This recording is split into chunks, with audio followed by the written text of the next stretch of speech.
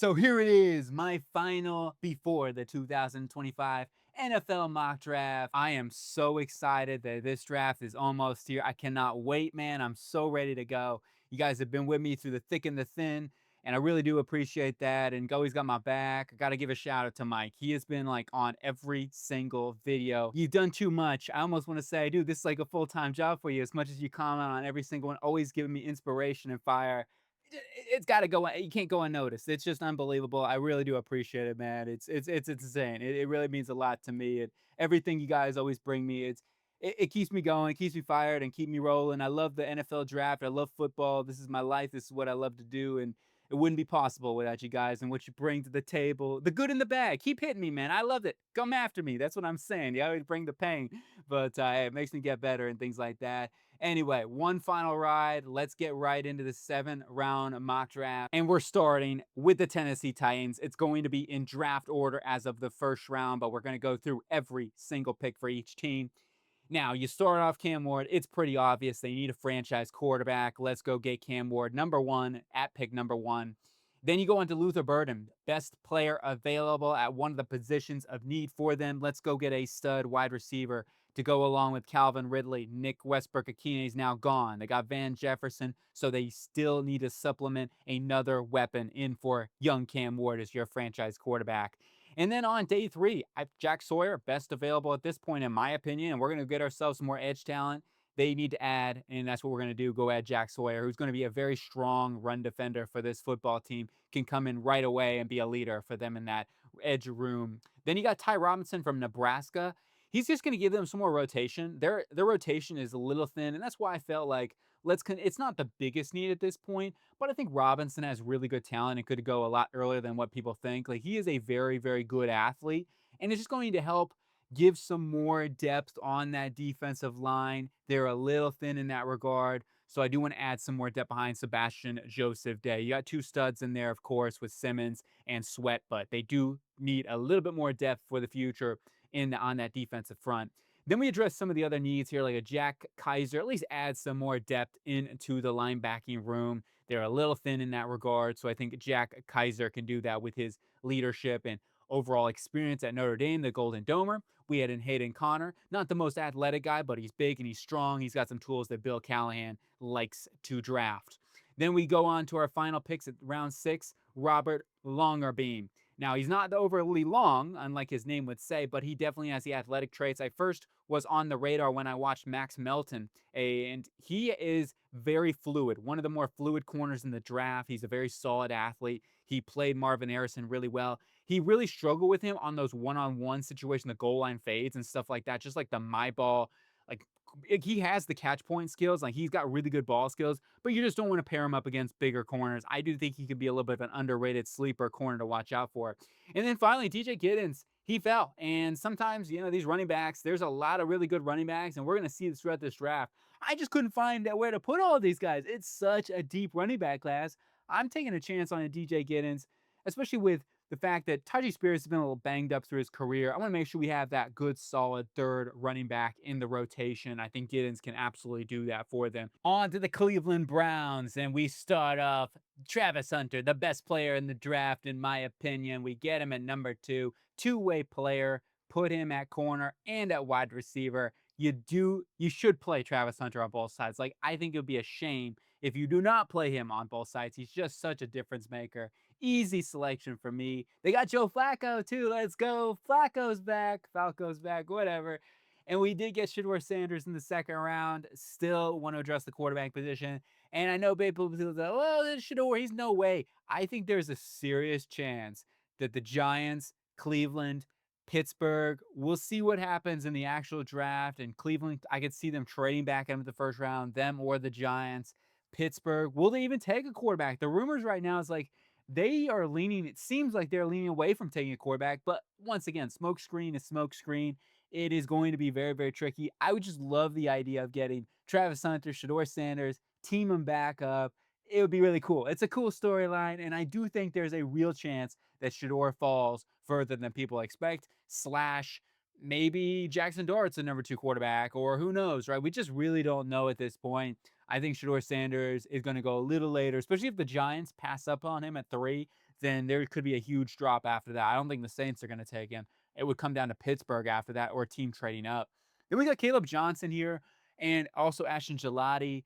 Johnson's going to be a perfect, ideal fit for Kevin Stefanski in this run system, wide zone. Such a good vision runner, going to be that dynamic element that they need in the run game to get this run game back to where it needs to be. And then Ashton Gelati, super underrated football player. He brings it. He plays fast. He's not the biggest dude. Doesn't have long arms. But he's got like 31-inch arms. He's not the biggest guy, but he brings the heart. He brings the mentality. He's got some of the best pass rush plan in the entire draft class. His moves are crazy good. Terrence Ferguson, too good to pass up. I had to take a chance on Terrence Ferguson at this point, the Oregon Duck. Really good tight end with inline skills to be a developmental guy behind David Njoku. They like to use their two tight ends. Jordan Akins is now gone. Let's get a good understudy there. Maxine Hook. Safety's a little bit of a sneaky need. I would have liked to go on safety possibly a little bit earlier, but where the board fell, and I didn't want to force anything. But Hook's a good option on day 3. Somebody that can come in, be a rotational player in there with Ronnie Hickman and Grant Delpit and help them out. He's a box roll hybrid. They can play in 2 hybrid shells. He's a really good tackler, can make plays. And then we got Zeke Biggers. Another area that maybe I would have liked to address a little bit sooner was the defensive tackle. So I kind of double dipped on the defensive tackle with Biggers being the big guy, right? Some more meat in the middle.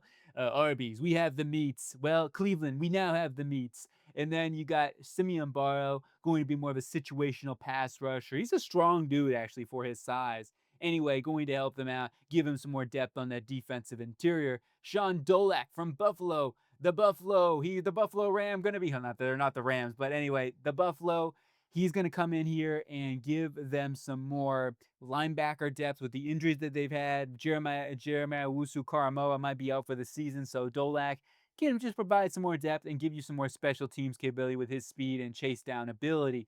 Finally, Joshua Gray, good, solid, wide zone system fit, somebody that can get out in the move, really athletic, guard, center. That's where I envision him, giving them some more depth and some more development for the long haul. On to the New York Football Giants. And we start off with Abdul Carter, best available. And with this mock draft, there are no trades. We're just going to see how things go and where it all lands up. I could see this being a spot where they trade. Who knows? But at the end of the day, I would pass up on a guy like Abdul Carter. You figure it out.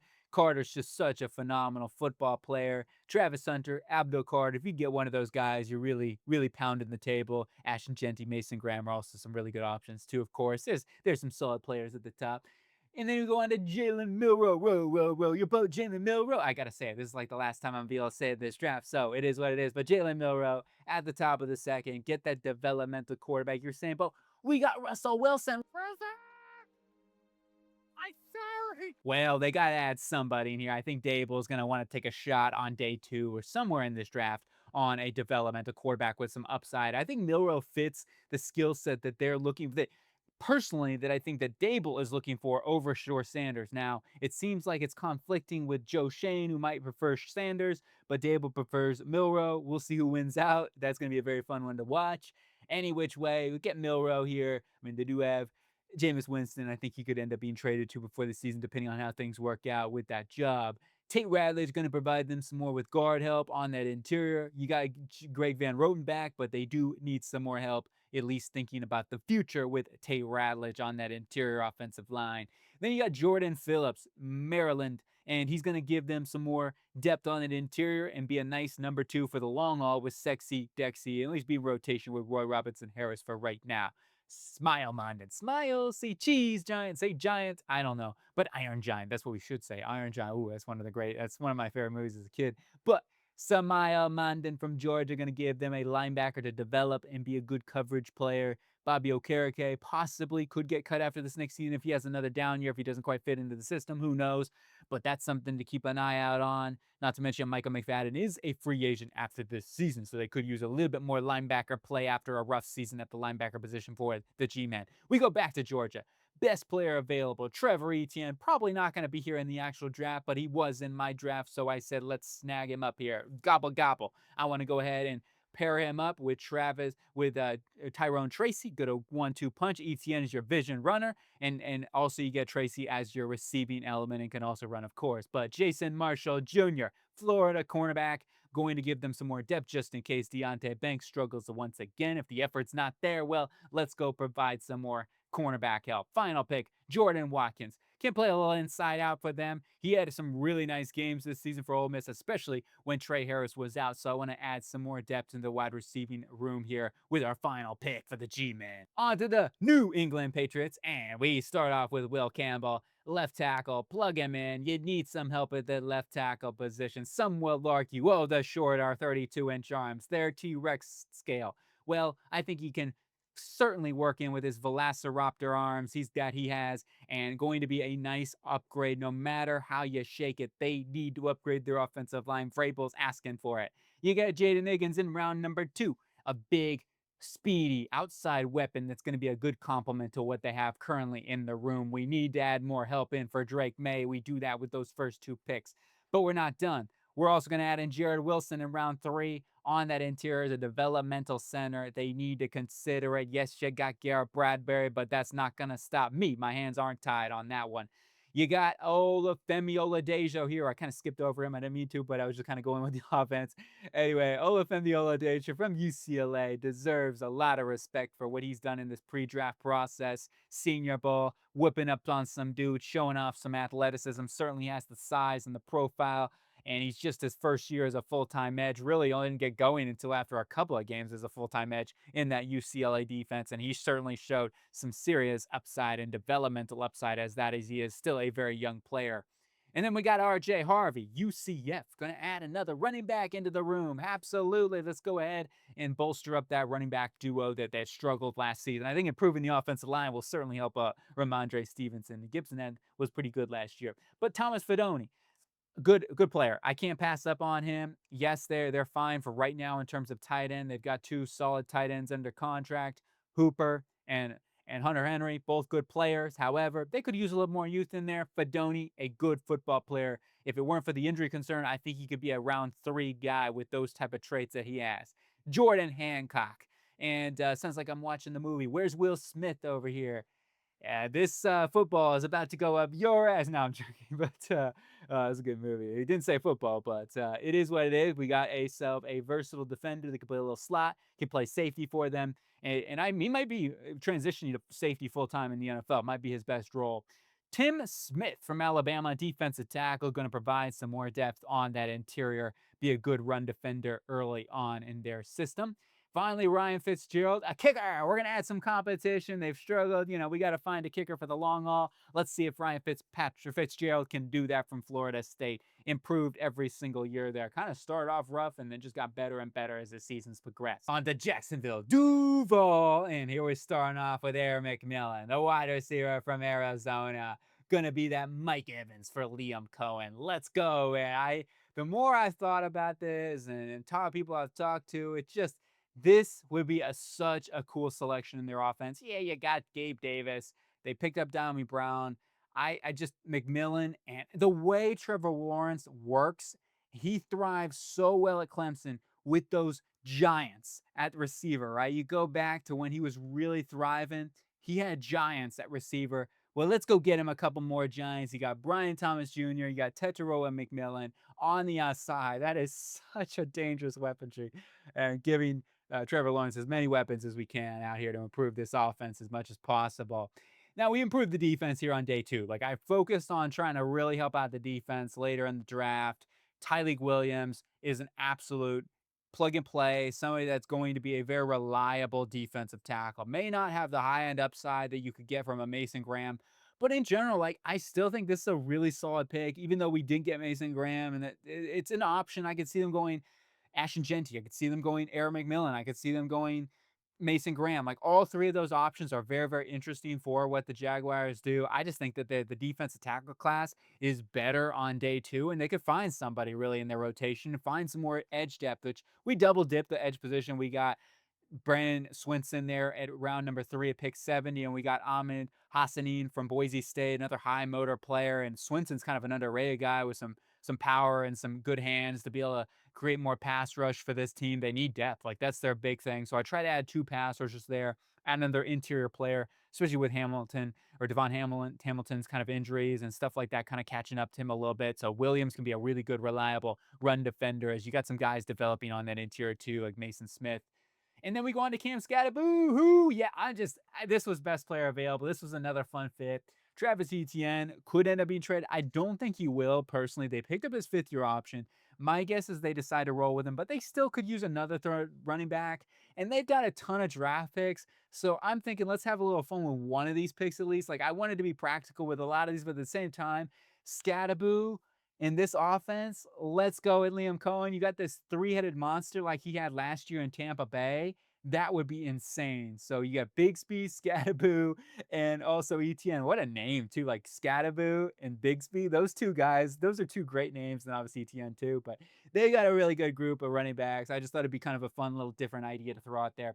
Dorian Strong from Virginia Tech. I had to look at that again. I'm like, Virginia State, what is that? I don't even know Virginia. I'm like, I know he's from Virginia Tech. What am I doing? So a little bit of a typo there. But anyway, Dorian Strong back to him. Let's add some more secondary. They need to add. This is an area that you got Jaron Jones who can play on the outside. I feel confident in that. You got Jordan Lewis they have picked up in the slot.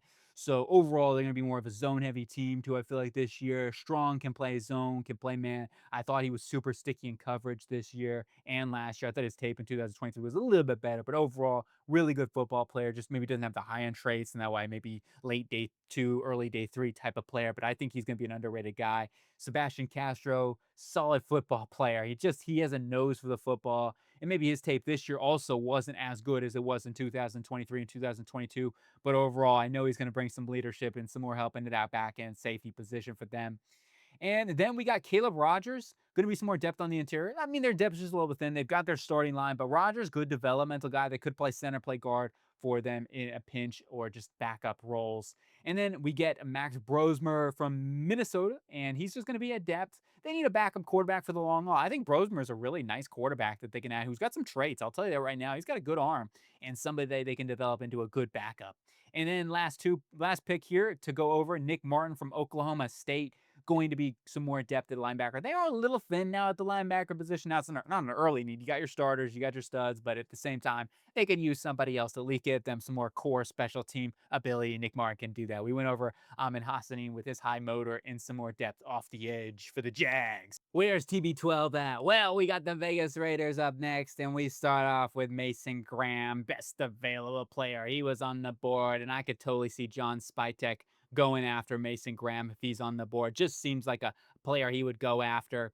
I mean, I can still see them going after Genty. I just think that they might see John Spytek. I think there's a really good chance that he'll look at more at that position on day 2. That's just my opinion, but who knows, right? Genty's a great football player. I would love for them to go after him too, but Mason Graham, I'm taking him.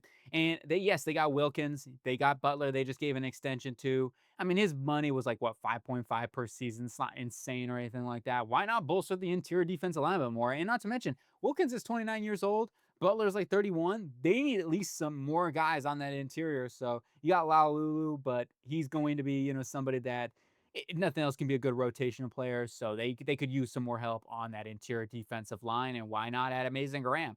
And then on day 2, Omari Hampton, if he falls, that's an easy slam dunk pick. He just seems like a Pete Carroll running back too. But anyway, Omari Hampton probably not going to be for that. But anyway, there's a lot of good running backs they can find on day 2. Henderson, Johnson, Scatterbo, whatever, right? You name it. There's some good ones. Jacob Parrish going to be our first cornerback selected. We need to improve the secondary, so we do that. We get 2 corners, actually. I got one with Zoff Frazier. Give a Pete Carroll, big size cornerback late in the draft to develop. Like, he just does a good job at finding those guys. And then Jacob Parrish can be a day 1 starter. I feel like in the slot, really good player, feisty, good cover man, and can help replace losing out in Nate Hobbs there in the slot. And then he got Jeffrey Besa from Oregon, the linebacker, going to help them as a developmental coverage player for them. They need some more depth. They need some more help in that linebacker room. They're still a little thin, and they could certainly use a baller in that room. And then we got Ty Felton, Maryland, and going to give them some more outside cornerback help. He can play either the Z role, play a little hybrid X. I don't think he's an X, but I do think he could play in a Z type of position with his athletic profile. And then you go on to Riley Leonard, Tom Brady, TB12, probably saying to himself, let's take a quarterback in round number 6, just for the culture. Let's do it, right? Right Leonard for Notre Dame certainly has the moxie, has the athletic profile. If nothing else, let him do some QB sneaks and things like that because he's so athletic. If he can get better with his accuracy that took a major dip this season, he's got the mechanics to do so, though, and certainly can be a good developmental player behind Geno Smith for a few years. Then we go on to Marcus Weir from Montana State, a guy that I like a lot. He played right tackle and right guard this season, but he played right tackle last season and right guard this season. Wasn't as good as his right tackle tape, but overall definitely has some skills there. Stronger than you would think, even though he doesn't have the biggest size, and he's a good mover laterally. Really showed off at the East West Shrine Bowl as well. And then final pick, Elijah Ponder, Cal Poly, going to be a little developmental edge rusher. Just give him a little more depth in the room and somebody with some athletic traits to be able to mold and see if you can find a good situational pass rusher at the end of the draft. On to the Jets, Jets, and we start off Armin Embu. Let's get a right tackle. I could totally see Tyler Warren. Who knows? Maybe they go defense. I'm hearing rumors that Aaron Glenn wants to go get another defense stud, and it wouldn't shock me, right? Maybe a Jalen Walker ends up coming on the roster, or who knows, right? If Mason Graham falls, then that would be probably an easy selection as well. I mean, that's what I would do. But overall, Armin Embu is going to be a right tackle, plug and play, put him over there. We got two bookend tackles to protect Justin Fields and build this run game. And then we go on to Mason Taylor from LSU, tight end. We need a tight end to go along with Ruck. You go get Mason Taylor. Just feel like he is a blue chip tight end type of prospect that doesn't have maybe the high end traits that someone like a Colston Loveland or even a Tyler Warren, that physical skill set, but he's such an easy mover and catchable hands and all those. That kind of didn't make sense, but really good hands and all those sort of things. I guess he's got catchable hands. So he throws his hands out in the open and he just catches his hands and the ball at the same time. But you got Andrew Makuba. I love his name. I got to put him in here for the Jets.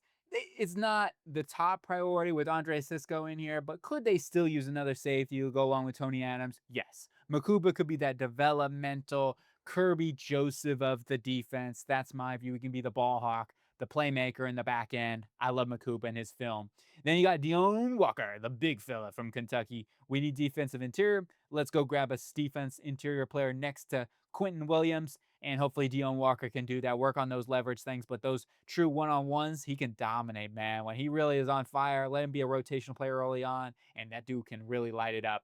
I went ahead and drafted a quarterback. Why not? Kyle McCord was on the board. These quarterbacks were slipping a little bit. And I said, we'll take a chance on Kyle McCord from Syracuse. I like his tape quite a bit. And somebody that's certainly got a chip on his shoulder coming from Ohio State got transferred to Syracuse. They said, no, we don't want you over here. We're going to go get Will Howard. So Kyle McCord really played well this season, his best season, and I like the fact that he definitely showed out this year for that Syracuse offense. Barron Sorrell from Texas, going to be another edge rusher for us. Our depth is getting a little thin, and Jermaine Johnson coming off an injury, so I do want to add up into the edge rushing room. Maybe you want to go after a little bit earlier than this, but kind of the way the board went, and I think Sorrell will be a nice player here in round number 5.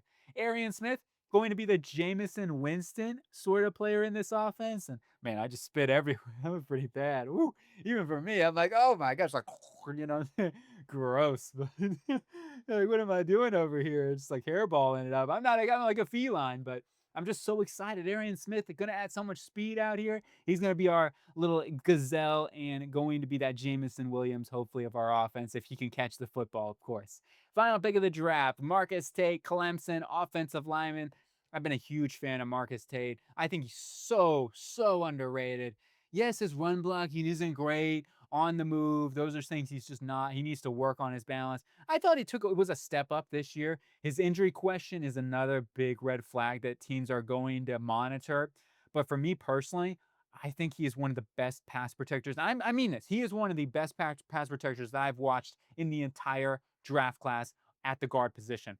Really a big fan of Marcus Tate. His film as a pass protector is excellent. He can be a good developmental guy behind John Simpson for a season or so. To the Carolina Panthers, keep pounding. We're going to go ahead and pound the edge position. We're going to get Jalen Walker, edge rusher from Georgia, the extraordinaire with the freakish tools and athleticism. Now, while I'm a little bit lower on Jalen Walker, I also understand why some people have Jalen Walker right up there with Abdul Carter. I mean, there's plenty of very well-respected analysts that have Jalen Walker in their top 5s and put him in top 5s of mock drafts for very good reason. He's going to go early. The traits, the off the field stuff that I hear, the leadership, all those tools, you combine that together. He is a high floor player that has a lot of upside. Now, he needs to get stronger.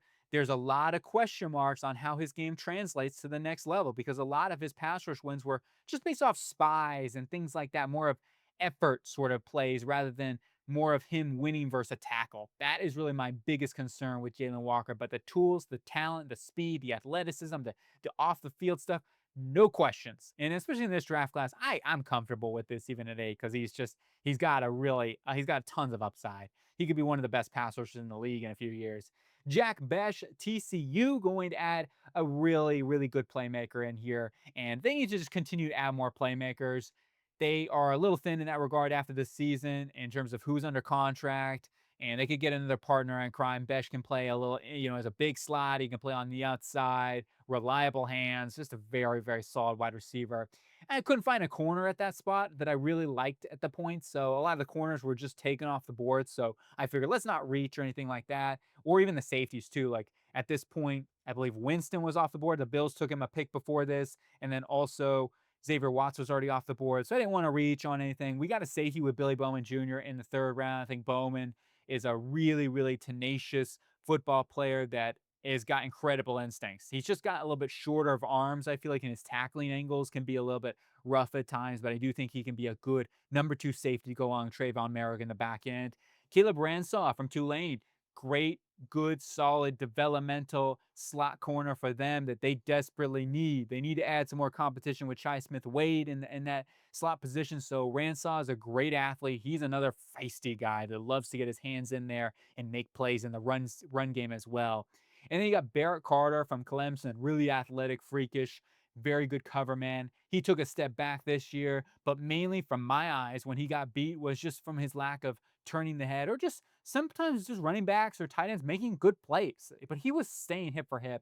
He's got a lot of upside. They still need to add some more linebacker insurance, especially with Trayvon Wallace and his injury shoulder. So, and then I will have to say, Barrett Carter's not over 300 pounds. Another typo there. He's not over 300 pounds. That would be insane if he ran his time at 300 pounds. Then he'd go like number one overall. But anyway, Logan Brown from Kansas, a little developmental tackle just in case. I mean, I really, really doubt that Taylor Moton's going to be gone after this season, but he's a free agent. Let's at least get a developmental swing tackle here. That's really what this pick is. Final three picks here. You got Jimmy Horn Jr., going to be a return specialist early on for them and can be a good solid wide receiver with some speed. And man, he could be a little underrated gem that somebody finds. He can run some routes, I'm telling you. Zai Alexander from LSU, going to be a good solid developmental third corner for them and give them some more depth on the outside. And then finally, Maliki Matavao from UCLA. He's got the size, he's got some traits to develop as a good third tight end early on, and it can be maybe a number two tight end. On to the New Orleans Saints, where we have to have the discussion. Quarterback, Derek Carr. Mickey Loomis just came out and confirmed the shoulder thing. I still am not 100% on what that. It's very convenient, the time and the location that happened. I feel like the Carr is really trying to play a little bit game of chicken or something like that, so they don't draft a quarterback. It's such a difficult scenario right now with that situation. So for me personally, though, no matter what, I just don't really see the point of drafting a quarterback, especially with them restructuring Derek Carr's contract. So if you draft a quarterback, you're basically wasting the first 2 to 3 years of that rookie contract just paying Derek Carr's contract. So it's kind of like you're just supplementing. It just doesn't make sense. I would rather roll with Spencer Rattler, go trade for Jameis Winston, figure something out. You know what I mean? Like, I just don't really, I cannot convince myself on the idea. So I'm not going to put something that it may happen. Who knows? Right? We'll see what happens. But for right now, I just feel like you roll with what you have and you figure that game of chicken out with Derek Carr. What is exactly going on? And, depending on that sort of situation, you can figure it out when the season begins. I want to go improve this football team because there's a lot of areas that this team needs to improve upon. Mikael Williams, edge rusher from Georgia, going to be a guy with a super high floor, great run defender that can start early on. He's got so much upside as a pass rusher. And when he continues to develop, put a pass rush plan together, he certainly could be a really good football player for them. And you got to think about Cam Jordan at this point in his career. They need some more help besides Carl Granderson and also Chase Young. So I'm going to add a pass rusher with Mikael Williams. And then we got Maxwell Harrison from Kentucky. They also need to address the cornerback position. Isaac Yiadom can start early on in the season, but Harrison in the second round, I think he would be starting sooner rather than later. And nothing else, give them some more depth and some more playmaking ability in their cornerback room. Marcus Bowe from Purdue, going to be a good, solid developmental guard for them. And early on, like you can go ahead and figure it out with Dylan Radins, but I think that Bo could end up winning that job also mid-season. Has the talent and the upside to be a really good player for them on their offensive line with his pass protection, hand technique. And then we go on to Chris Paul Jr., the linebacker from Ole Miss. They need to invest in this linebacking room. It's just straight up Demario Davis at this point in his career. They need to start thinking about the future. So getting a nice running man next to Pete Warner is going to be evident. And then you got Torrey Horton. Add some more speed. Like this, a receiving room is just full of speed. Torrey Horton, a super underrated player. Maybe I'd like another big-bodied X type of guy, but I don't want to force anything. I thought Horton was the best available receiver. Ollie Gordon II from Oklahoma State. He's falling down boards, of course, because of this past season, but he's still a talented player. And you put him up next to Alvin Kamara as your 1-2 punch that they've been looking for. I think that Ollie Gordon would be a great addition for this team as that power, that's that boom to the Sonic. And then we got Ty Hamilton from the Ohio State University. Add some more depth and run stopping ability on that front. Yes, they did pick in Devon Gotcha. He's going to help them out for sure. But Hamilton certainly has some versatility and also ability to get after the passer a little bit more.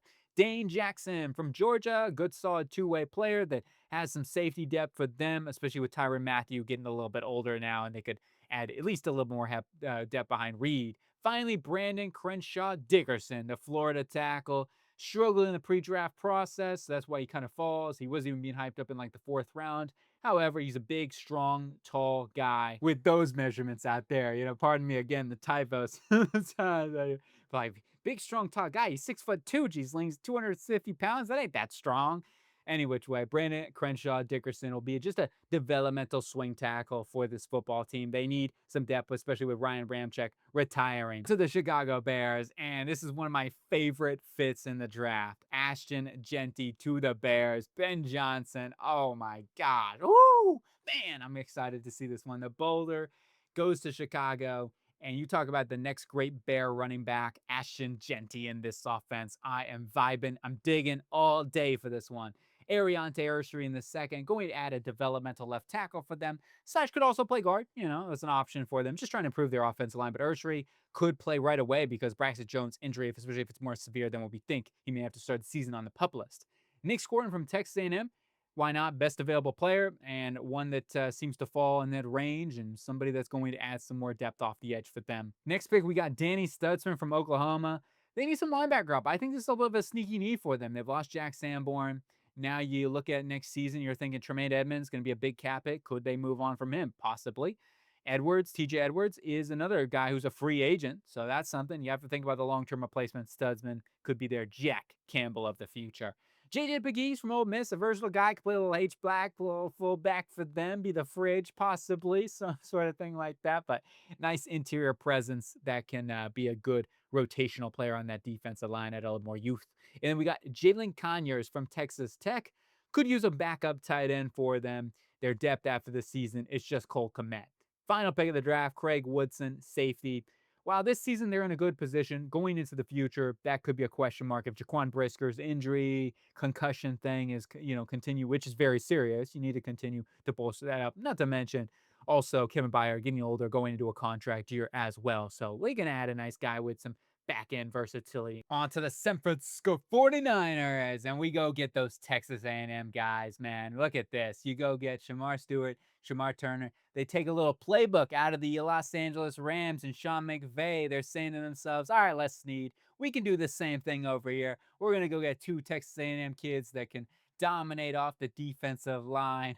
Shamar Stewart and Shamar Turner, two athletic freakazoids on that defensive line. I love it. I don't know. You might say it's a little bit reaching, but I don't care. I don't think it's a reach. I think Turner's a fantastic player, super underrated, one of the more underrated players. Got to keep the aggression under control, but man, he plays with that edge. And then you got Charles Grant, William and Mary, offensive tackle, just an ideal scheme fit, wide zone tackle that has so much upside if he can just get a little bit stronger, continue to work on his overall technique. But like his technique, even right now, I think is way better than people give him credit for. His hand placement is pretty good, and he certainly has the movement skills, the lateral agility. The second level is probably the best tape that I have ever seen, hitting targets consistently. Yes, it's a smaller school. I understand that, but I don't care. It didn't matter the competition that he did go up against. He constantly reaches the second level and connects with his target. Then we go on Darian Porter from Iowa State. Get some more cornerback depth. They typically don't seem to draft corners early. I mean, so we'll see. I thought day 2 was a nice range for them to get a good development core with some size and speed. Jamar Caldwell, I want to double dip the defense line. We added a nice sort of pass rusher. Now let's add a good one tech to this defense line. Somebody that can just be a really big presence that can stop the run. And Jamari Caldwell can do that from Oregon. Close to home as well for him. Isaiah Tesla should get that Tesla sponsorship. Maybe he'll help out their stock or something. But anyway, they were up, I think, today big time. But Tesla can be a little bit of a Jawan Jennings type of receiver for this football team as a big slot hybrid player with some quickness. Jackson Slater from Sacramento State, guard center for them. I think he ends up being a center in a wide zone system, especially really good athlete on the move and can be a good understudy for Jake Brendel. Then we go on to Jake Briningstool. See, I was getting those two in my head mixed up there, but Briningstool, a little bit more depth at the tight end position and a backup for them. And especially with Kittle going to a contract year, might want to add and think about the future.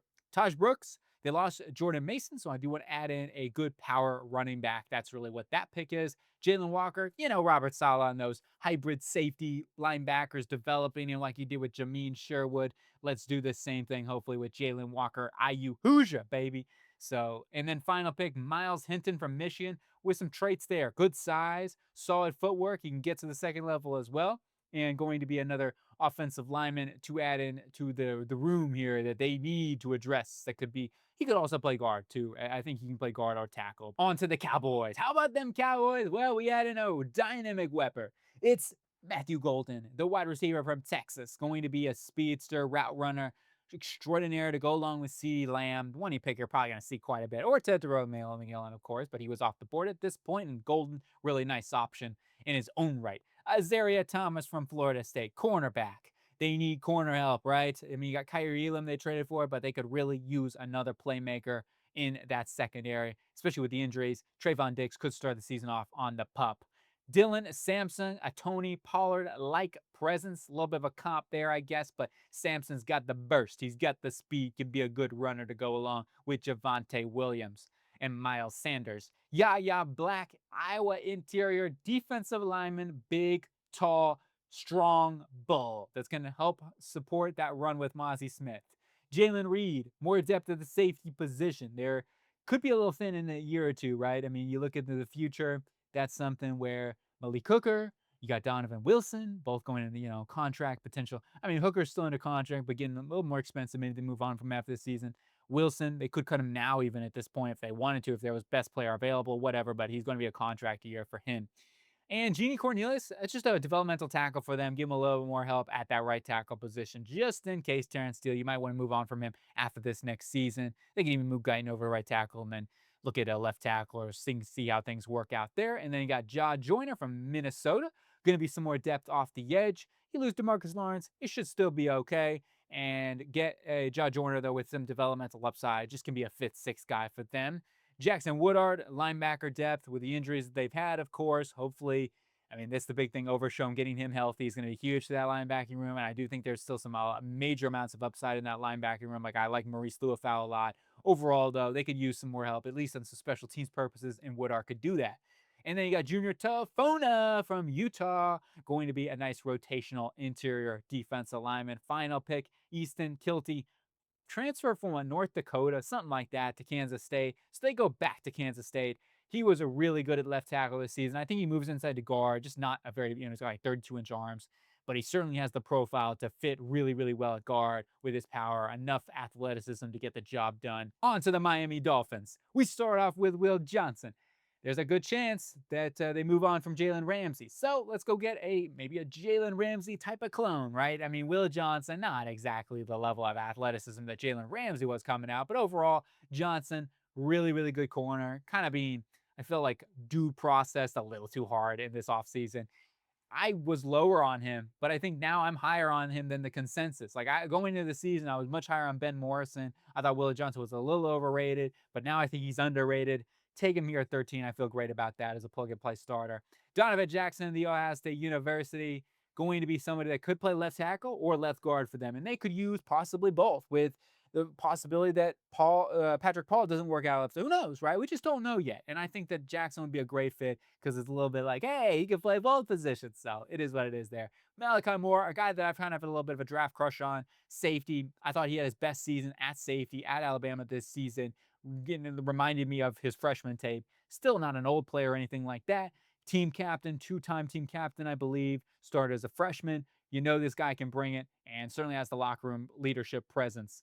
Aeneas Peebles, they need defensive interior depth, especially for the future. So that's something where Benito, Zeidler, got to think about the future, get a little younger. And we double dip that too. We had Elijah Simmons, who's more of the nose tackle type there, can be the Benito Jones of the future, whereas Peebles could be your Zach Seiler type of replacement. Orlando Gadsden from Syracuse. Hey, the bloodlines, the family, why not keep him at Miami? Great player. Another one of those guys, not elite athleticism, but he had the break point. He can break quick. He's got some good route running ability to get open. Jordan James, good solid backup to go along with Devon Achane in the running back room with his vision. Dylan Gabriel, left-handed, the lefty, right? A little undersized, maybe a little reminiscent, right, of a Tua Tagovailoa, and he can be a good backup for Tua. And then we go on to Jalen Travis from Iowa State. He's got some traits, got some tools, quicker than on his feet than you would think, and can be a good backup for them as a swingman tackle.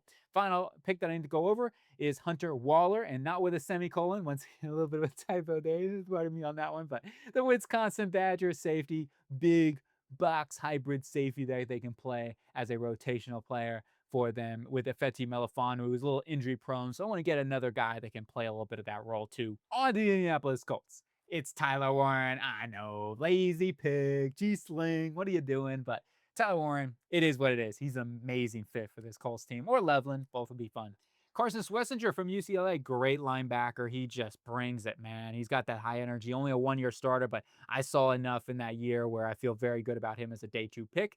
Miles Frazier, offensive lineman, plug and play right guard for them if they need him to, right? Hugo Gonzalez, who could also play guard for them, and I think that maybe he ends up being the starter early on. But Frazier, with his experience and overall nuance, he could be somebody that competes early on at that right guard position with his power profile as well. And then I wanted to add some more defensive line depth with Vernon Broughton from Texas. Went 2 Texas players, actually, Jaden Blue with their next one. But Broughton's going to give you some more depth first off.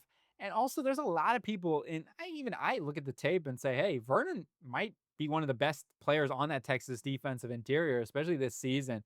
Everyone talks about guys like Alfred Collins on that defensive line, but I think Broughton was really, really good for them and consistently was able to get after the quarterback.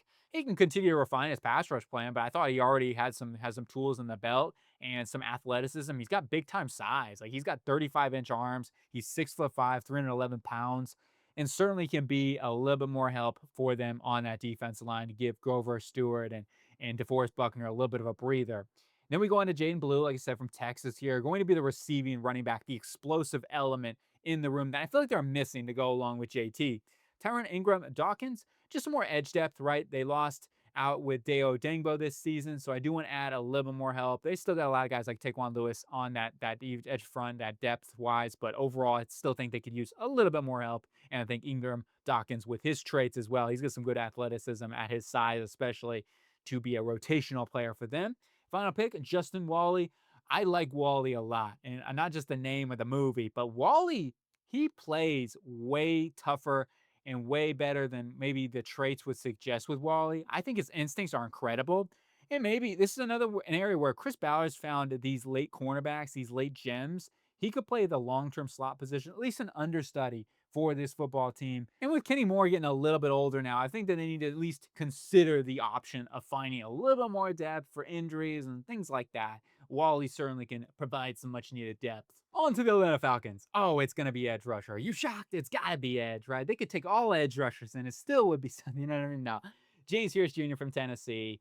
Go get a beast off the edge, man. He's just one of the best athletes in this draft class, and talk about as a pure edge rusher. This guy's got the juice, man, that they need. They need speed. They need some pass rush. Most importantly, Siobhan Revel from East Carolina is going to be a guy that can be that fourth corner early on, get fully healthy. You got Mike Hughes, but long-term wise, they could use that number 2 guy, right? They've been looking for that guy next to AJ Terrell, so he could do that. You got Clark Phillips, who can be also a rotational player. Once again, like they still need some more cornerback help. And Hughes can play in the slot, especially if D'Alford struggles again. Now, they might be shifting a little bit more man coverage this next season under Ulbrich, so we'll see how things roll there. But overall, I want to add some more secondary, either safety or corner, just depending on who's available and things like that. I think they need to improve the secondary.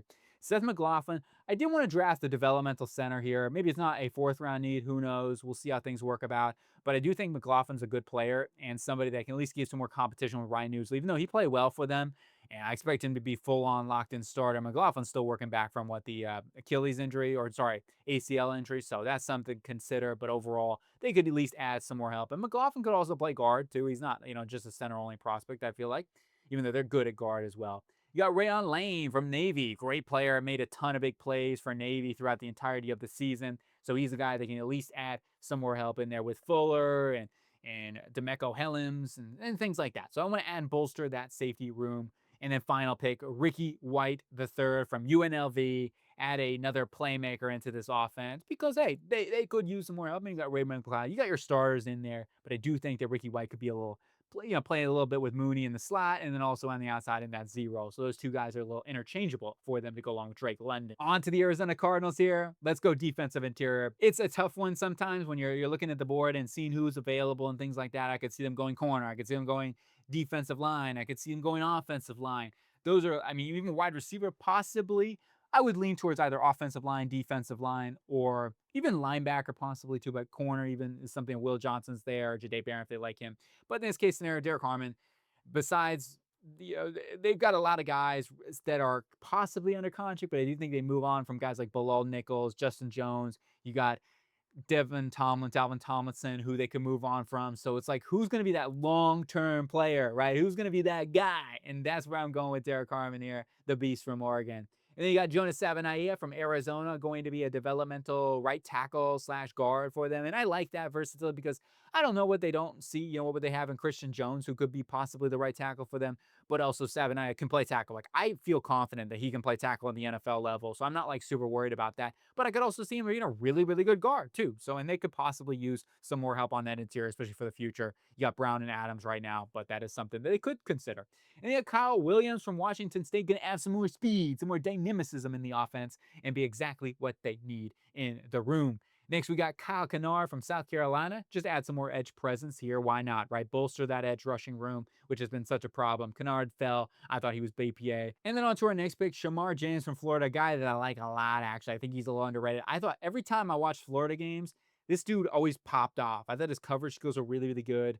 They brought in Akeem Davis-Gaither, who I think can definitely start early on for this team. You got Mack Wilson, who plays a little hybrid role for them, a little on the defensive line, a little at linebacker. So they're fine for right now, especially in the scheme that they play. It's not something that seems like that they value overly heavily, and that's why I didn't draft one super early. But at the same time, it wouldn't shock me, okay? It would not shock me if they go out and draft a Carson Schlesinger or even a Jihad Campbell in the first round. We'll see what they end up doing, and we'll find out more on how much they value it. I just kind of going off future and what people have told me and things like that. But in general, I could see linebacker going somewhere in this draft for them. James will be a good option on day 3 with his traits and upside. And then final pick, I'm going with Marcus Harris from Iowa, the corner. Instinctual guy, good zone corner that can add some more depth, could play a little slot play on the outside, and they could still use a little more help in that second. Elijah Jones getting back healthy will help them out. On to the Cincinnati Bengals. Let's add some more pass rush. Tobin's already come out and said, we need defense. We need to improve it. So let's go ahead and do that. Mike Green, the machine, out of Mercer. Get some more edge rushing presence, especially with Henderson and the unknown of that contract scenario. No matter what, they could use some more help on the edge with Asai and Miles Murphy. You got Xavier Watts here in the second round. Hey, why not Al Golden, familiar face, get him in the secondary and give them that back-end defender playmaker type. Wyatt Millen from West Virginia. Country roads lead up to the Bengals, and he is going to be a good steal for them. I would like to possibly get offensive line earlier, but anyway, I think if you can get Wyatt Millen in the third round, I think he could be a Dominic Pooney for this football team. I think his film is really good. Had a bit of a rough offseason approach, but overall, I go back to the film, and I think he could be a good football player as he learns the guard position for this team. Demetrius Knight Jr. from South Carolina. Hey, Oren Burks has come in. He's going to help them out for sure. He can be a starter next to Wilson, especially with Jermaine Pratt maybe on the move before the season begins. We need to still think about the linebacker of the future. Demetrius Knight has some upside there and some ability to be a good number 2 next to Logan Wilson. Devin Neal, best player available, and I'll add more running back depth. Why not, right? I mean, Chase Brown was really good this season. Zach Moss is still there, but I do think Neal can be that third runner early on and then the number two in the future. Clay Webb are the final pick here. I wanted to double dip the offensive line. Webb could also play center for them, and that's kind of what I would figure is that he'd be their center, Millen would be their guard. They need to address the offensive line. They could easily use two offensive linemen in this draft class. On to the Seattle Seahawks, where if you can tell this offensive line theme here in this draft, I'm trying to cook this offensive line in a good way, man. We talk about Gordon Ramsay style. Ain't gonna be raw out here. We need some talent, and hopefully we did that. We added in three offensive linemen. We got Gray Zabel in the first round. We got Emory Jones in the third, and we got Drew Kendall in the fifth. Wanted to make sure we prioritize that. All three of those offensive linemen have purpose. Jones could be a swing tackle over at that right tackle position, could also play guard. Zabel gives you versatility across that interior offensive line. I mean, even a tackle in a pinch, I guess, if they needed him to. And then Kendall could be a developmental center just in case, oh, what's Timmy or whatever, right? Just in case. I want to make sure we added some depth there. And then we also dressed cornerback, Trey Amos in the second round, going to be a good corner for them. They need some help on that perimeter. So let's go ahead. I think Amos can start right away with Witherspoon in the slot and then Woolen on the outside. When we go with Jalen Noel with some more speed at receiver, they certainly need a little bit more speed in the offense. I mean, you got Cup, you got Jackson Smith and Jigba, who's going to be that vertical guy now that Lockett's gone. Jordan Birch off the edge, who I think may transition to more of a defensive interior, hybrid, five tech, somebody in Mike McDonald's scheme that can be versatile on that defense line, more of a pocket pusher. Then we got Emory Jones, we talked about him. Teddy Buchanan from California, a good developmental will linebacker, and just somebody that gives you some more depth because they are a little thin. I mean, you got Jones and you got your starters, but I do think that they could use that third linebacker. Cam Horsley from Boston College, going to be a good, solid early down run defender who has some pass rush upside. He's going to be a good run defender, though, for them and just give them some more depth on that defensive interior. And then final two picks, Malik Verdon from Iowa State. He's got some traits, man. And you know, Mike McDonald, go get that big size target weapon that you can match up there. And then final pick, CJ Dupree from Alabama, the tight end with some good athleticism, surprising athleticism, actually. I didn't quite see that on film, but overall, a nice developmental tight end. At least give them some more depth because after this season, AJ Barner's the only guy that's under contract, so they could use some more depth at the tight end position. On to the Bucks, Tampa. We got John Campbell. Get that future. You go from one All-Pro to maybe another All-Pro in Jahad Campbell. The traits are insane. Yes, you worry about the injury a little bit. What was it, the pectoral? That could keep him out for a good chunk of the season. So that's something. You always say the injury red flag. They brought in Anthony Walker, some veteran presence. You got Savache Dennis coming back from injury. They can figure it out, of course, with Levante David coming back for a season. But long haul, Jahad Campbell, the tape doesn't lie. He's one of the best players in this draft. And then we go on to Atlanta Jackson. Could play a little two-way for them. Could maybe line him up at five tech with Logan Hall in that sort of a role. He can even get bigger and stronger. Like he's got the size. And that might be his best transitional role to the next level with his explosiveness. And then you go into Quincy Riley from Louisville. Let's go ahead and bolster up the depth. And that's something that I think Todd Bowles really is going to prioritize. We back-to-back that with Lathan Ransom in the safety room. Chase Lunt from UConn. Just a developmental swing tackle. Like, I mean, that's something I want to look at for the long haul. They've got their starters, but for the future, they could use a backup number two tackle just in case of injuries. And then we finally finish this up here with Warren Brinson from Georgia, interior defensive line. I want to bolster this up even more, like I mentioned. Like Warren Brinson gives Vita Vea and Kalijah Cansey a little more rotation. I just feel like he's best available too, so that's kind of the way it went. There are other areas I think we could prioritize. Maybe they look at adding another wide receiver here, or maybe even, who knows, right? Tight end Kate Auden is a free agent. I think they'll sign him up. Interior offensive line, like we could have gone interior offensive line instead of a tackle too. You would say maybe the interior depth, but I also think that they can work some things out because, like, you know, the way that they've got things out there, like Charlie Heck can play on the interior too for right now on the depth. So I'm not too worried about that. I just want to kind of go with best offensive lineman, defensive lineman available there to finish up the draft. On to the Denver Broncos. I want to add in another weapon here for Bo Nix. We're adding two big-time weapons, in my opinion, with Emeka Buka, Travion Henderson, who falls to the 51st pick. Probably ain't happening in the real draft. I'm just going to be real. You never know. Like I said, this running back class is so deep that maybe teams will say, we'll wait a little bit. Henderson and Ibuka, the two Ohio State kids that can block their butts off and play at a super high level. Henderson with his speed. Yeah, there was their longest run was like 29, 30 yards last season. no more. Not with Henderson. Emeka Ibuka in the first round, a reliable, tried, true, tested, tough nose wide receiver that is going to be, I feel like, a consistent presence in your locker room on the football field, an absolute beast. Omar Norman, a developmental interior defense lineman. Zach Allen's getting a little bit older now. And hey, same thing with like DJ Jones. They did re-sign him and whatnot, but John Franklin Myers, this is more of a John Franklin Myers type of replacement than it is those guys. But I do think that they could look on the interior a little bit more and add some more depth, and Locke can do that. Denzel Burke, more depth at the cornerback position. They are a little thin, right? So in case of injury, I'm going to add in Denzel Burke. I think he'll fit the scheme. Jackson Hawes from Georgia Tech, going to be a good blocker next to Ed Ingram. That is really something that they are missing, and Howes is one of the best blockers in the draft, if not the best blocking tight end in the draft. Jack Nelson from Wisconsin, more depth at the tackle position. That's another area where it's possible Mike McGlinchey is getting a little bit older now, 32, 33 years old going on that. So why not get a developmental guy over there? And then Kamen Rucker from North Carolina, more depth at the edge. Why not? They're in a good position there, but I do think it is something. Why not? Add some more depth off the edge. On to the Pittsburgh Steelers. We're starting off with Walter Nolan. I know I passed on Shedeur Sanders. Would they actually do that? I kept blowing my mind out on what to do with the Steelers. I just don't know. I'm going to be honest. The Steelers are one of the toughest teams to draft for in the first round. Will they go quarterback if Shedeur Sanders is available? Would they not go quarterback? I just don't know what to believe. The smoke's gotten to me. My head feels cloudy. But I'm going Walter Nolan. It's when in doubt, go pick one of these defensive linemen. Nolan was available. I think this would be a steal, run to the table sort of scenario. I have a really high grade on Nolan and what his upside is on that defensive line. Yeah, you got Daniel Quale coming in there who's going to help them out for sure. But Nolan, with Benton in the long haul, that ability, whoo. You got Tyler Shuck, who we got in the third round here. I'm much lower on Tyler Shuck. That's me.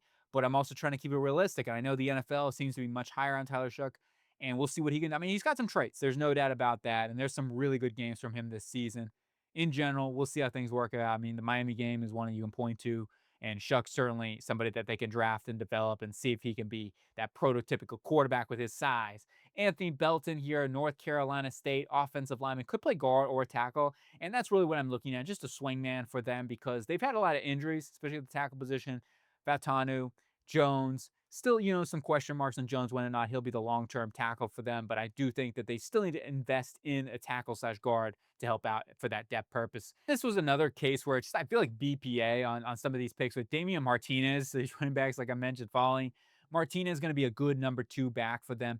And especially going into this, like you've got Cordell Patterson, you got Kenny Gainwell. There's going to be good depth right now for Jalen Warren, but they definitely still could use that power element. And I think Martinez would do that and supplement that Steeler, full on replacement there of losing Najee Harris. Upton Stout going to be a really, really nice defensive back that can compete with B. Bishop in that locker room and even play a little safety for them if they need him to for injury concerns or whatever. And they're in a good position with adding in Juan Thornhill. But overall, we finish it up with Tyler Barron, more depth off the edge. Just feel like that's another area that they could add that fourth edge rusher, especially if those contract situations with TJ Watt don't progress, then that'd be an earlier need sort of thing. But for right now, we at least add in Walter Nolan to help out the defensive line. Onto the Los Angeles Chargers, the bolts of electricity we go. We add in a bolt of electricity with Colston Loveland, the tight end from Michigan, the Wolverine. Why not, right? The Harbaugh connections, but it's not just that.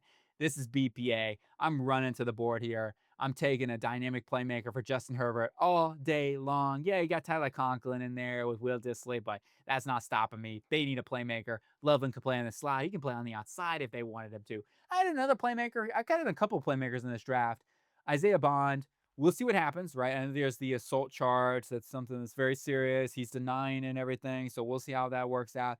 I'm putting him in that fourth round. We'll see, right? I just don't know where he's going to go at the moment. LaQuint Allen's going to be able to receiving running back to go along with Najee Harris. I love that 1-2 punch there. Allen's such a good receiver. And then we help on the defense, right? I wanted to make sure we help on the defense. That was the majority of, I would say, of our picks here. However, like looking at as a whole, I really wanted to prioritize the defensive line. TJ Sanders, David Edwards, big time additions onto their front. Walker, yes, the size is a little concerning when they only have like 31-inch arms or whatever, but he just wins consistently. He's got some of the best pass rush moves. He's just his speed of power is electrifying, and that's certainly something they could use as that fourth edge rusher early on, tongue twister right there. And then we got TJ Sanders, another guy with some serious upside, just needs to get a little stronger, but as a pass rusher, he certainly can bring it to the table. And then we go on to Marquez Siegel from Kansas State, another versatile defender like Elijah Huzzy, a guy that can bring some versatility to their secondary and just add more depth, right? That's really what it is. They don't necessarily need starters, but going into the future, their contracts, things like that, I'm just trying to add some more depth into the roster. And then we got Jonah Monheim from USC. He can play guard, play center for them. Could be a developmental guy. They got Andre James. You got Bradley Boozman still. But once again, they could still use some developmental guys on that interior. Brady Cook, final pick. Just a backup quarterback. Really, I mean, he had a rough season, but if you go back to his film from 2023, there's a lot to work with. He's got a strong enough arm. And I do think he can be a really, really good backup for a team. On to the Green Bay Packers. We're going with Jahdae Barron, especially with the whole Jair Alexander trade rumors, and they continue to pick up. I just don't know how that's going to play. It's going to be weird. I have not seen Jair Alexander in a Green Bay Packer uniform if he is traded. Any which way, let's go get Jahdae Barron, a playmaker here that can play all over that back end. Outside, I feel comfortable with him, especially with his testing numbers to play on the outside, play in the slot. He's going to be another huge addition for Jeff Hafley's defense. We got JT Tuimoloau in the second round, add some more edge presence, a consistent presence, might I add, too, as a pass rusher, and a very, very good run defender. So he's not going to be a high level pass rusher probably, but he should be an excellent run defender. They do need more pass rush, right? And I still wanted to add some more help there, and we did that with Jared Harrison Hunt at the end of the draft. He's going to be a situational player for Carl behind Carl Brooks and whatnot. And we got Joy Taia, who's a sneaky passer, but more of a one tech nose tackle type who can help stop the run. Going back to wide receiver here in Alec IU Manor. I know we're skipping all over the place here, but Alec IU Manor from Stanford, big outside weapon with some speed. Christian Watson possibly out for the entirety of this season. Dobbs has had some concussions. That's something to keep an eye out on, and even some things with the team too. So that's all things in combined. I want to make sure we add in some playmakers into the room. What is it? Reed and also Wicks are the only two guys that are under contract to after the season. And then we go on. We had another wide receiver with Keandre Lambert Smith, who I actually think is one of the more underrated wide receivers in this draft class. Watch out for Lambert Smith, man. I don't know. I've got a feeling about that guy that he could be a sneaky guy. Can run routes. He really can. He's a fluid guy. And you got Jake Majors, developmental center for this team, especially with Jenkins. We're probably moving back to center, but they could still use somebody just in case. And Jenkins a little more expensive. Who knows? I mean, Jenkins is a good football player. I don't expect them to cut him or nothing like that. But I do want to add some bolster, some depth at that center position. And same thing with tackle, just trying to add some more depth because Rasheed Walker going to a contract year. Helene Pierce, guy with some big time size and can move decently well. I mean, he plays a little high at times, of course, but he can maul some dudes. On to the Minnesota Vikings. School. Let's go ahead, add some secondary.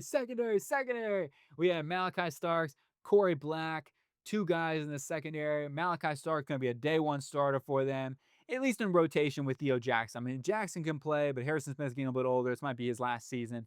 And Starks could play in the slot too for them. I mean, Martella's going to probably be their day one starter there as their slot. But overall, like, I want to make sure, because Martella's a free agent after this season too. So they could just use the best defensive back available. I felt like that was Starks. We go back to Georgia in the third round. Dylan Fairchild, one of my draft crushes. Big fan of him. And I think he could be their day one starter, actually, over Brendel. So that's my opinion. And I think Fairchild could be a really good football player. Q Robinson at the end of the draft, just going to get some more edge presence, more depth, right? That's really what this is. Andrew Van Ginkel going into a contract year, so they can add a developmental pass rusher. On to the Houston Texans. We got to add that heir apparent tackle. Yeah, you got Cam Robinson coming in for a season, but overall, like, no matter what, they need to address this offensive line. It's clear that Ryans has made it a vocal point. Let's improve the oomph on this offensive line. Simmons can do that. Royal's going to add another weapon for them, especially with the injuries that they've had. Of course, with Tank Dell possibly being out for the season. Royals can be another big-time playmaker with yak ability. Elijah Arroyo was too good to pass up. Not their biggest need. You could make the argument of that very, very easily. At the same time, I just felt like he was best available player. And, hey, they can move. I mean, Kate Stovers can be a number 2 tight end. They can end up moving on from Dalton Schultz after the season. Arroyo, you let him, be a good, solid rotational player early on and just a pass catcher as he develops and things like that as a good blocker too. CJ West from Indiana, the Hoosier, going to add some much needed presence. I double dipped on the defensive interior as well with Eric Gregory going to be another player with their depth. Like Mario Edwards is the only guy that is under contract. So I did want to prioritize going after some defensive line depth because that is something that they need. I think West can be a big time contributor early on, even. Bashaw Tootin from Virginia Tech, BPA, add another running back to go along with Damian Pierce. Of course, Joe Mixon is a starter, and Dare Ogunbowale is a special teams ace. You got Ken Crawford from Nevada, going to be a good defensive back and rotational player early on, special teamer that can, with Jamie Ward getting a little bit older now, and yeah, just add some more depth in that secondary. He can play a little everywhere. He's a really fluid guy that can even roll into the slot at times with Petrie. On to the Los Angeles Rams here. We're going to go add in a absolute beast in Benjamin Morrison, one of my favorite players in this entire draft class, and it just pisses me off every time I see him fall in mock draft more and more. Morrison is the best cover man in the draft, in my opinion. I mean, the tackling isn't great. That's definitely an issue. Not every team's going to, appreciate that. The injury, the hip injury, shoulder injury, those are question marks. I understand that. That's why I wouldn't mock him inside the top 10. But I do think he is an amazing cover player that this team could absolutely benefit from. You got Ozzie Trapillo, developmental right tackle for them. And you got Harold Fanning, just hey, another player that I think BPA at this point at 101 falls. I think he's just being a little overlooked in this process now at this point. Go back to the film. He's a baller.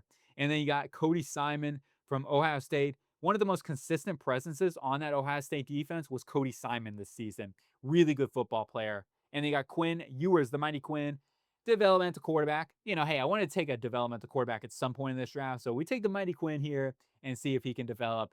Fadil Diggs from Syracuse, edge rusher. We went back to back, actually. Antoine Powell, Ryland, Virginia Tech. I couldn't pass up on both of these guys. And Ryland can be a pass rush specialist. Fadil Diggs actually has some serious traits to develop into a starter, I feel like. I mean, not that Ryland can't either. Like, I think he'd be a really good find. Both of these guys going to consistently, add some more presence into that room. Their depth is thin behind Young and Verse. And then we got Joe Huber from Wisconsin. I couldn't get it out. I'm like, oh, no, I couldn't get it out over here. I don't know what's going on. Wisconsin, the cheese has got me going. But Huber going to be a nice interior player. On to the Baltimore Ravens here, where I start off with Kelvin Banks Jr., best available in Raven style. He's on the board no longer here, and I think he can play guard. Actually, personally, I like him as a guard better. I just think the leaning will move him better inside the guard, and he gives you versatility and something that they like on that Baltimore offensive line. He's going to be a butt kicker for them at left guard.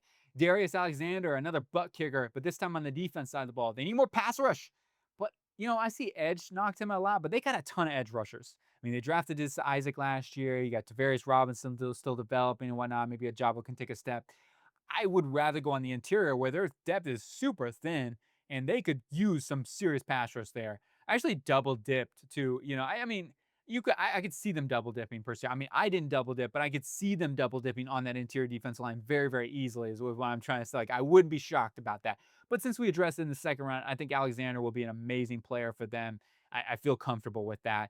Jonas Sanger, I wanted to make sure we bolstered the secondary. So we added in 3 defensive backs. Sanger could be a day one starter possibly.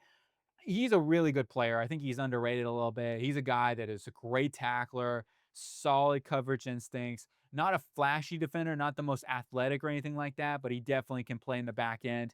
Mac McWilliams, I thought he was super fluid there. And what I saw from him, somebody to keep an eye on. Obviously, the Senior Bowl, he looked great covering guys and was one of the best cover men there. And we also had in Tommy Hill. He's more of a developmental guy. I could see him playing safety as well. He's got more of that physical presence. Mitchell Evans going to be some depth. We added a couple of receiving elements here and offensive pieces with Mitchell Evans, a good backup for them who can play in line.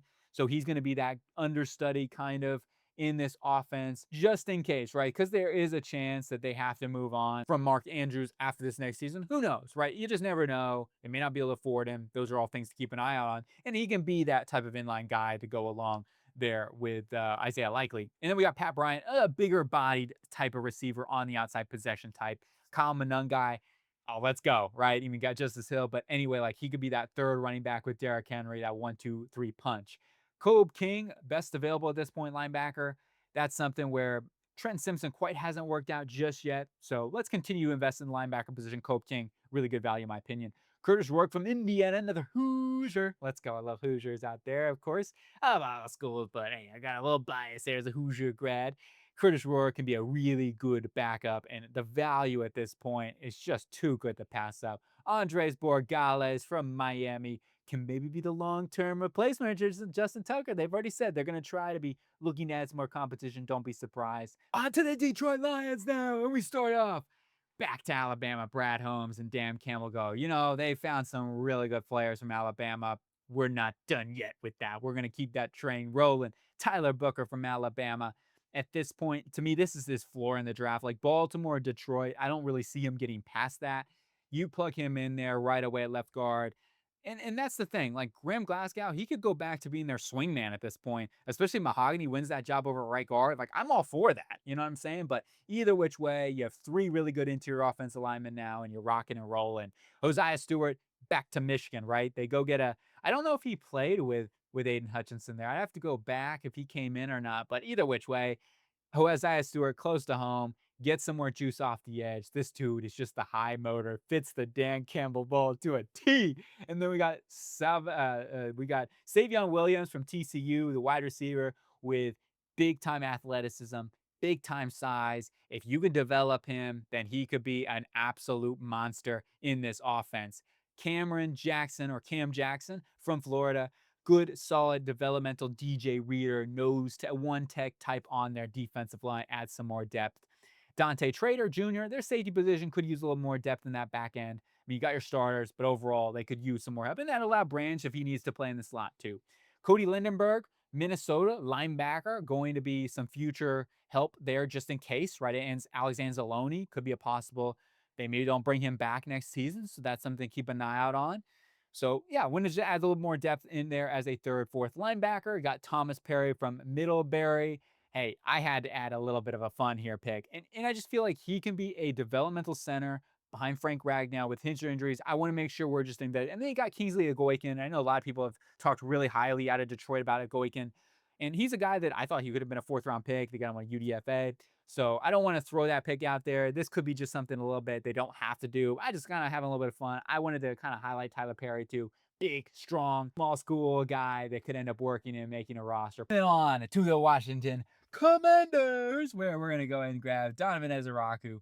Easy pick for me. Edge rusher on the board that I think will be a day one impact for them with his inside counter moves that look a little bit like Micah Parsons here. And I think he's going to be a great add for Dan Quinn in this defense with his easy twitch and overall bend, probably the best bend and twitch in the class.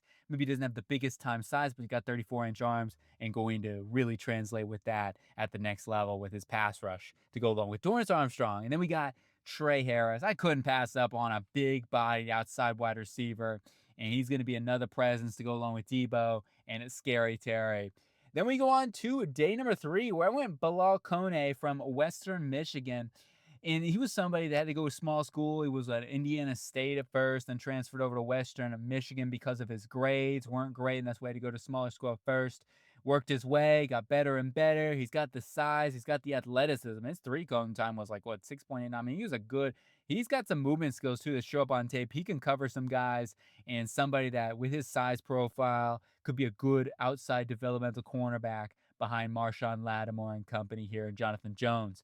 And then we got Luke Kendra from Cincinnati going to be a developmental guard for them, especially with the injuries that they've had and whatnot. That's somebody that can develop behind Nick Algretti for a season. And with his power and presence that he brings, like he's a monster, man, a mauler.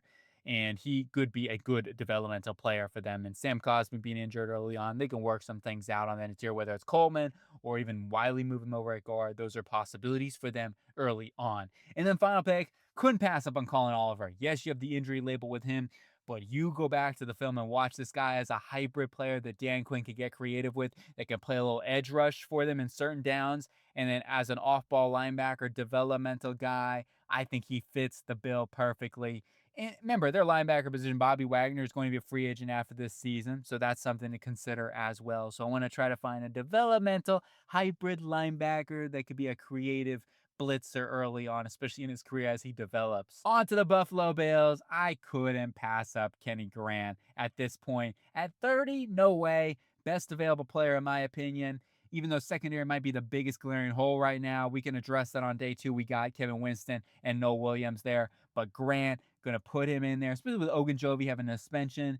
You got Daquan Jones, who's getting older now, so they need to try to continue to add some more there. You got Dwayne Carter, who should be able to step up a little bit more in year number 2. But you put Grant next to Oliver, that combo, ooh, man, that's insane. I think. And as I mentioned earlier, we got Winston, we got Williams to help out that secondary, give them some more help there. Noah Williams, a guy with his size and instincts and cover ability, will be a good number 2 pair. I mean, they brought Tre'Davious White back, but they need to find that long-term pairing with Benford on the perimeter. Winston can be a day 1 starter for them in the secondary position. So him and Cole Bishop, you figure to be your 2 starters there for the long haul. And then we go on to day number 3, where they got a lot of picks, a lot of them. And we got Jalen Rivers on that offense line transitioning. He played low guard, little tackle, and I think he moves inside a guard just with his foot speed. I think he'll be better there. They get a developmental guy behind David Edwards. You got Edwards, pardon me. And then you got Jared Ivey. And also we got Elijah Roberts as some more edge presence. Both guys with the lack of traits, but it seems like that they don't mind that off the edge with what their prior pass and stuff like that. So with AJ Epinesa, for example, but you get in a Jared Ivey and Elijah Roberts. Roberts is a really, really good technician. He just knows he's got some really interesting wins to his like a 5-tech, somebody with his first step kind of swipe around and his moves. He's got some of the best pass rush moves in this class. His athleticism is just a little bit limiting, just like Jared Ivey. They both are limiting a pass rush, but they both win. Ivey's more of a power rusher, would I say, but overall, like both of those guys really could impact the passer and be some more help off the edge for them for the future. We get some more help at linebacker with Jay Higgins to finish off the defense portion of this draft. Higgins is maybe he doesn't have the athleticism that you're like, wow, he definitely is not a 4.5, 4.6 type of guy, and that's okay. But his instincts are incredible, and he can be a good 4th, 5th linebacker, even though they're a pretty good solid. I just felt like, the picks they have, go get a little more depth with the injuries that they've had and whatnot. And then on the offense side of the ball here, we had an Tez Johnson, Brashad Smith, Will Howard. I know a little bit interesting. Let me explain that one right now. But Howard's just going to be a backup. They need to find a long-term backup for Mitch Trubisky. So that's kind of the way I'm looking with him gone now. So I think that it'd be a good move for them to do something like that. And then Brashad Smith, just in case James Cook ends up leaving after free agency this next season, or possibly traded, who knows? It's a possibility. I'm not saying to do that, but it is something that they could consider if they cannot get a deal done. But Smith has the receiving capabilities that are actually better than James Cook because he can block a little bit better. Now, that's still something he can improve upon. Overall, he certainly has the receiving skills and the route running ability. And then Tez Johnson can be another gadget player for them. Even give some return ability, even possibly early on. On to the Kansas City Chiefs, the Super Bowl runner-up. You got Josh Connolly Jr. It is such a difficult one because you say, well, do we go back and just keep drafting tackles, even though maybe defensive tackle is a bigger need, or you got some other areas that they could fill, like a running back, possibly Omarion Hampton's on the board. I just feel like you have to invest in it. You have to keep trying to hit. This, to me, would be a hit. Connolly is my number 1 tackle in this class. Call me crazy. I know it is crazy to say, but call me crazy in the morning. But actually, we're in the evening. Josh Connolly Jr. is an absolute beast of a left tackle for them that has the fluid movement skills, can hang up on an island one-on-one. Whereas Kingsley Zumate, I feel like he's a guard. He just really struggled on an island. William Morris struggled on an island. This is a different player. Connolly is a guy that I feel like can be a true left tackle. His biggest weakness just needs to get a little stronger. He got a lot stronger this season and looked way better. And I feel like with another year, a very young football player, 21 years old, he's just going to get better and better. And then we go on to Alfred Collins from Texas, going to be that number 2 guy next to Chris Jones that they've been looking for. And then Quinshon Judkins, the running back that can come in there, be the 3rd guy with Kareem Hunt, Isaiah Pacheco, and I think he'll work his way up quickly. We got Princely Umamielen, and this was another area. Like, I wanted to add more pass rush because their defensive line right now, their lack of pass rush has been very evident. Especially you look at the Eagles and tougher teams with good offensive linemen. They've struggled getting up the quarterback. So adding Princely Umamielen, Howard Cross, going to be guys early on that can be sub-package rushers. I like Howard Cross a lot. I know he's super undersized, but I think he can be the Tershawn Wharton type of replacement for them. And then we got R.J. Mickens as a backup safety, just adding more depth for them, especially with Brian Cook going to be going on a contract year. That's something they could consider. And then we got Xavier Restrepo and Dante Thornton, 2 wide receivers, because their depth is thin, right? Raji Rice, and I mean, that's about it. And Xavier Worthy, sorry, that are the only 2 guys that are under contract of this season. So I figure Thornton can be that big style of vertical presence, sort of like Justin Watson. And then Xavier Restrepo can be another player that Andy Reid gets on screens and stuff like that. Really just a nuanced route runner and can get open quickly for Mahomes. On to the final team, the Philadelphia Eagles, Super Bowl champions. we're taking Nick Emanwari, safety from South Carolina. Vic Fangio is probably saying, oh, let's go. I got another weapon in this secondary. He can be a day one starter for them in that secondary with Reed Blankenship in that back end. Uber athlete, one of the best athletes, period, in this draft class. His film is up and down. I will say, like, that's the reason why he could fall to this point. Some people will have him top 15 in the draft. Some will have him in the second, third round, even I've seen out there. His rankings are kind of all over the place. Somewhere in the middle ground would be about right here for Philadelphia, whether it's Malachi Starks, Nicky Manwara. If you can get one of those guys, I think they'd be absolute dream scenarios for Vic Fangio and this Philadelphia Eagle team and Howie Roseman.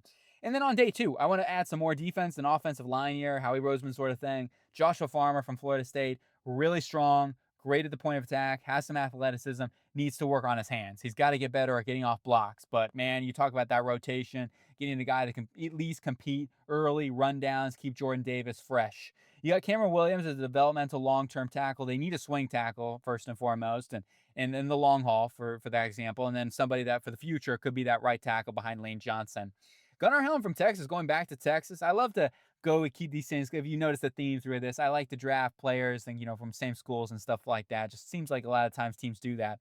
But when you got Gunnar Helm, a guy that had a disappointing off season experience with his combine numbers and whatnot, but you go back to the film, he's a lot faster on tape. I do think he can block in time. He's not there yet, but most of the tight ends coming out in college are not great blockers. So that's something you can develop, you can coach up. But that's something where you look at this roster right now, Dallas Goedert, possibly on the trade block. Rumors circulating right now. Maybe it happens, maybe it doesn't. No matter what, though, they could add in somebody else with Grant Calcaterra at the tight end position. Gunnar Helm could certainly do that. And then we go on to some later day three picks. We got 4 fifth rounders to go over here, like all in almost succession. Jalen Lane could add some more speed into the room. And that's kind of what I'm looking at here. Somebody that can make an impact with some speed, get the ball in his hands. He's a really good vertical threat. We got Kane Madrano from UCLA. He has got some speed as well, a linebacker. It's going to be a nice, he just kind of fits the Vic Fangio mold as well. Like, he's one of those guys, when I watch him, I think he could really fit into that hybrid role that Fangio is going to look at him playing. Somebody that can play down low, can play at linebacker, can move across, can cover, really play sideline to sideline. Madrano has all that capabilities.